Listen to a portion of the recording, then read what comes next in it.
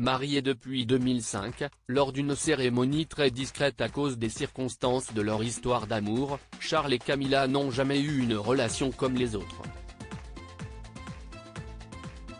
Avant leur mariage, le roi et la reine consort avaient vécu une première idylle dans les années 70, qui s'était rapidement achevée.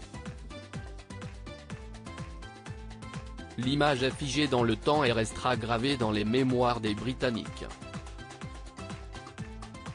Le 6 mai dernier, aux côtés de son mari, Camilla Parker Bowles était couronnée reine consort, près de 2 décennies après son mariage avec l'homme de sa vie, le roi Charles III.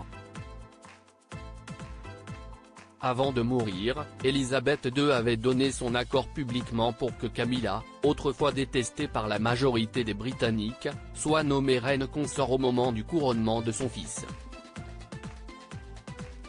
Une immense marque de respect pour l'épouse du roi, qui a beaucoup souffert de l'image qui lui a collé à la peau pendant des années, à cause de sa liaison avec Charles. Alors que Diana était la princesse des cœurs, Camilla Parker Bowles, quant à elle, était cantonnée à son statut de maîtresse, dont elle s'est enfin débarrassée. CEST au début des années 70, lors d'un match de polo, que Camilla Parker Bowles, qui s'appelait à l'époque Camilla Champ, croisait pour la première fois la route de Charles. Entre les deux, l'attirance fut immédiate et mutuelle. Charles et Camilla ont vécu une brève idylle, que la monarchie n'est jamais parvenue à prendre au sérieux. Elle n'était pas de famille aristocratique, elle n'était pas assez belle, et surtout, elle n'était plus vierge, avait déclaré le journaliste britannique Philippe Turle, au micro de Céline Kallmann dans le podcast Le Titre à la Une. Camilla et Charles séparés au début des années 70 avant qu'ils ne puissent envisager une histoire sérieuse, Charles et Camilla avaient dû se résoudre à se séparer.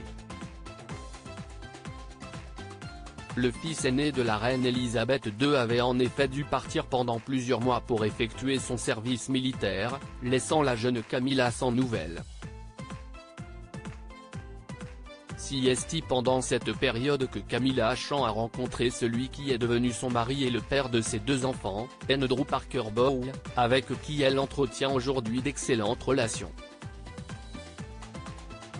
En 1973, Camilla, qui avait tiré un trait sur Charles, avait donc épousé Andrew Parker Bowles.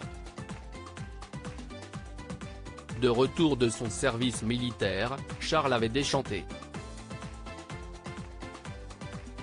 Longtemps célibataire, au point d'inquiéter la couronne, le futur roi avait finalement épousé la princesse Diana en 1981. La suite de l'histoire, tout le monde la connaît.